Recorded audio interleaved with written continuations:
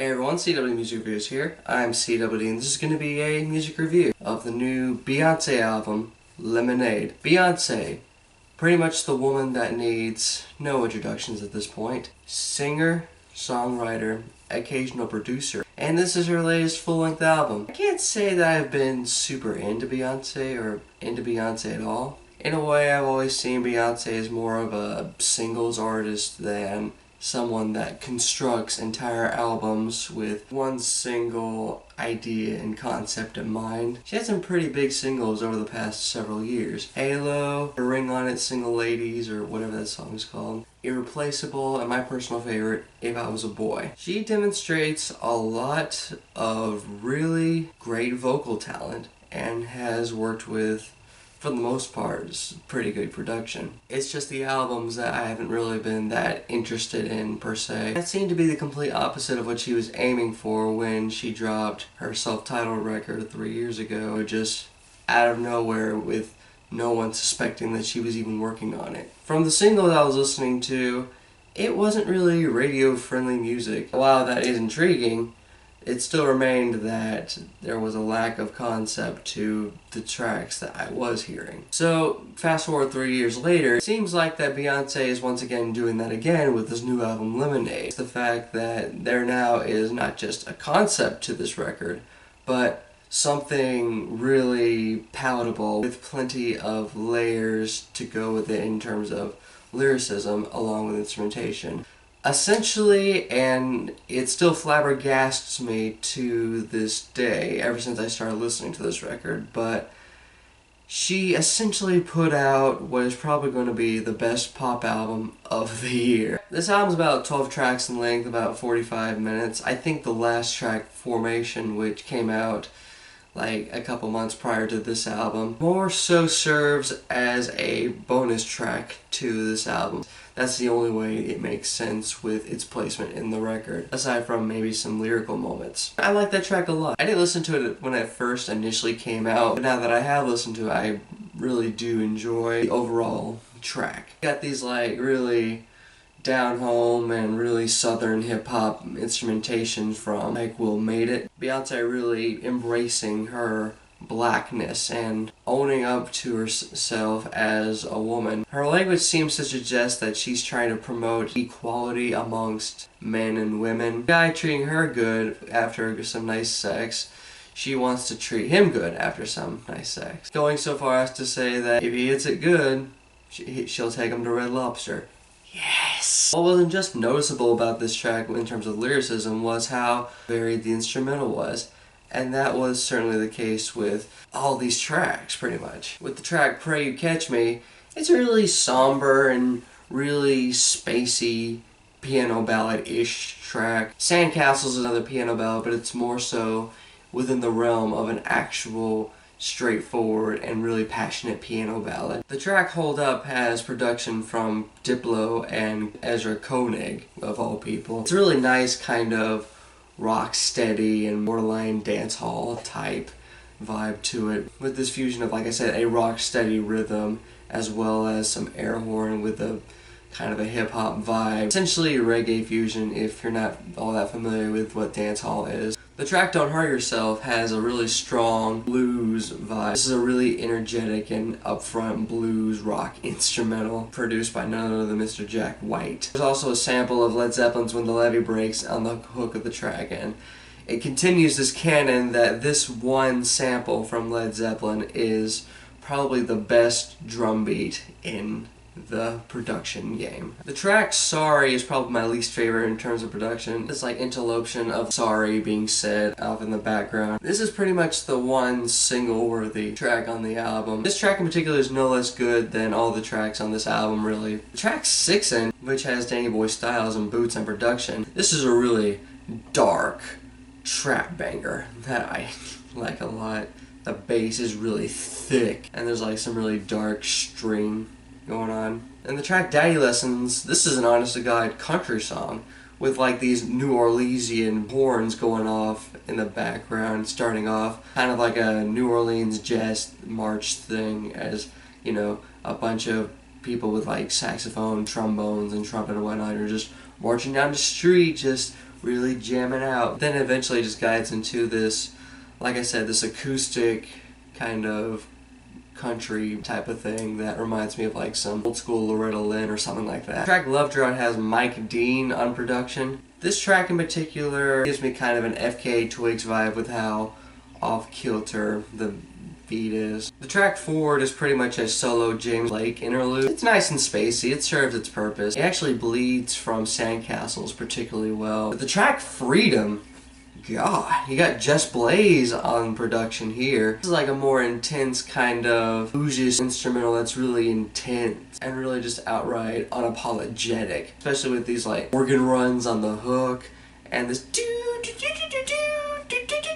I'm left speechless about this instrumental. The closing track, or what I hope is the closing track, All Night. It's a nice soul instrumental coupled with maybe some synth music or something like that. It's a cool instrumental. It guides out particularly well with some horns going off as well as some strings. So that's the production side and pretty much the instrumentals to this album. But what about what it is Beyonce is doing? Well, I mean, for one, she's got executive production credits all over this album. She also pretty much has writing credits on this album along with like several other people. Kevin Garrett's featured as a writer, James Blake, Father John Misty of all people, Ezra Koenig. There's quite a few samples, so you got Led Zeppelin in there. You also have, for whatever reason, My Girls being sampled for 6-inch. So a good chunk of collaboration on this album, and I think a lot of people are going to cry foul over it out of either ignorance or cynicism. But regardless, Beyonce has complete control of what it is that's going on with this record.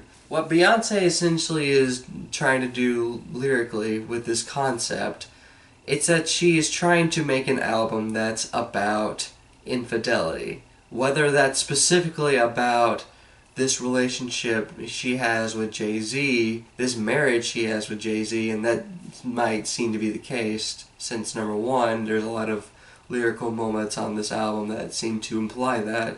For example, with the song Sorry, she seems to regret ever putting this ring on, as well as Don't Hurt Yourself, where she describes him as having a God complex, and I wouldn't put it past Jay-Z. Hold Up has a moment where she talks about how he needs to think about stripping back the fame and the riches and all that. There's quite a few moments that seem to suggest that this is specifically about her relationship with Jay-Z, but the majority of the time, though, this could be applicable to any individual who's going through a time of infidelity with their spouse. But that doesn't undermine the concept. How it is she's delivering these is quite remarkable. I would argue that this isn't so much an album about black feminism, more so than it is about trying to take in something really bad that's going on that's leaving you passive-aggressive and just outright worthless, and trying to overcome that and make the best out of that. To skip to the song Freedom, there's a sample of Jay-Z's grandmother at the age of 90 saying that she had her ups and downs, but she got back up. She was throwing lemons, but she made lemonade. And that's exactly what Beyonce's doing. She's being thrown these lemons, that is, this infidelity, and making that into this really great and really expressive art project that is Lemonade. This album kicks off with Pray You Catch Me. She seems to be talking about how she knows what's going on, or she has a lot of suspicions that's going on, and she seems to be acting on that by behaving passive-aggressively. All the while, she is wishing they both get caught in doing what it is that they're doing. So that way it removes this barrier, this really unnecessary cloak and dagger type shit that goes on in many relationships of this cavalier. The track Hold Up, I guess this is the realization that Beyonce is being cheated on, and she's trying to tell him that these women do not love Jay-Z, or let's assume Jay-Z. I think we should try to discern the difference between Beyonce and the artist and Beyonce the character. We need to focus on Beyonce the character, so let's assume that Jay-Z the character is who she's referring to. So anyway, yeah, Hold Up. She's trying to persuade him that these women do not love him like she loves him. And it seems to be really bad that he's treating her in this way. Looking at the writing credits, this makes sense why Karen O of the Yeah Yeah Yeahs is featured as a writer on this track. One of my favorite moments about this track is where she asks the question, what's worse, to be jealous or to be crazy? And she comes to the conclusion that since she's been walked over a lot lately, she would much rather be absolutely nuts. And on the track Don't Hurt Yourself, she goes nuts. Her vocals are just outright erratic and all over the place as she's like really going in on her husband, talking about how when you're playing her, you're really playing yourself. The sheer just rasp in her voice is remarkable. I never would have suspected Beyonce would be capable of this. Jack White not only has production credits on this track, he also has the hook, pretty much. He does it well. I don't think that he adds much to the track that Beyonce was already been capable of. Certainly. Although I would love to see Jack White to do a cover of this track. The track Sorry, she is anything but talking about how she's cheating on him now because of what he's done to her. This bitterness that she openly embraces on this track towards the situation. She's not thinking about him as she's doing all this. It's one of the lesser developed tracks lyrically. This track also has the very controversial line, he only wants me when I'm not there. You better call Becky with the good hair. Who that is, I don't know. It's pretty much an abstract concept from what I have been reading. But I do want to add that the track Sorry has one of the more addictive and really just swaggerish hooks on. Middle fingers up, tell him boy bye. The track 6 Inch, I love this hook. It's auto-tuned, but I think it works pretty well with this off-kilter, really dark vibe. It sounds really weary and just outright eccentric and dark on this track. Boxed in a glove like with nobody's business. The Weeknd's on this track. He does his thing, but like with Jack White, The Weeknd's not really adding much to this track that the Beyonce couldn't have already done.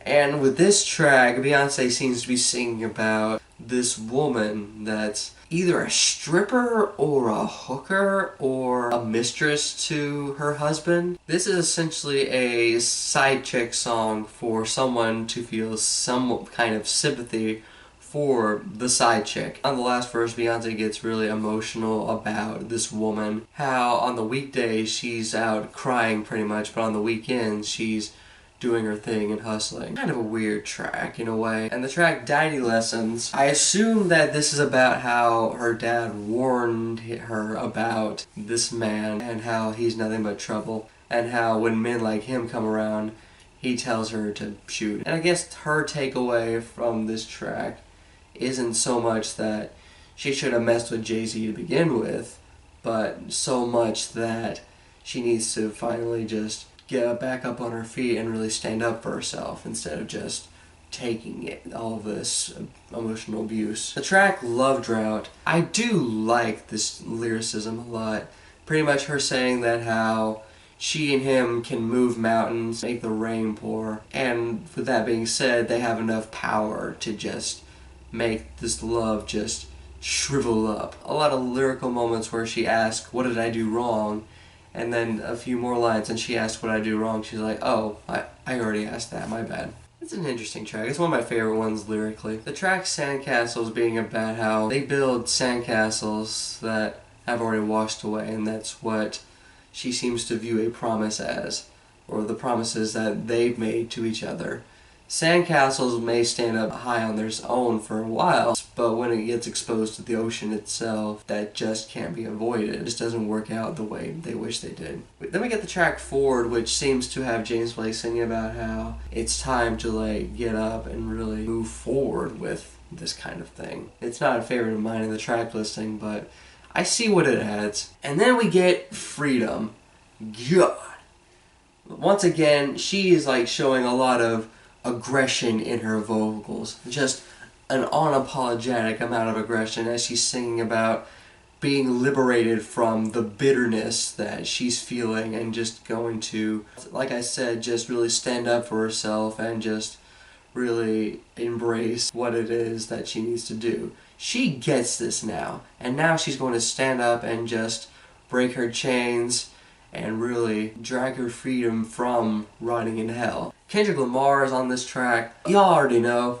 He's my favorite feature on this album. Although I do have this one complaint that maybe they're talking about two different things. Or Beyonce's talking about liberating herself from the bitterness that came from how she felt about Jay-Z cheating and just outright letting that get to her. Kendrick seems to be rapping about like racial liberation, like being free from the bounds of society, I think. His verse is fantastic, his flow is aggressive, and I will always love this track and Kendrick, but that's my like one reservation for this track in particular.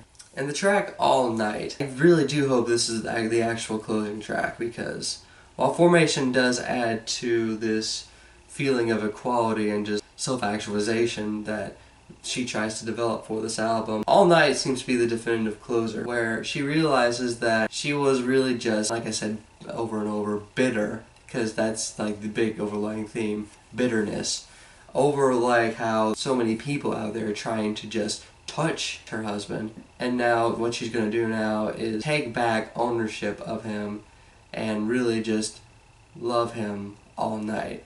Even after all this, she loves him. Deep down, she knows that he loves her too. It's a really good closer. It's really moving to listen to lyrically. To conclude, I really do love this album a lot. If you are a Beyonce skeptic, you're gonna want to listen to this, because that's what I was. If me, one of the bigger, just incredibly ambivalent individuals to Beyonce, really ends up loving this album, then that has a lot to say about this project than meets the eye. This album is a plus 2.5 out of plus 3. But if you've given this album a listen, what you think of it? Did you like this album? Did you dislike this album?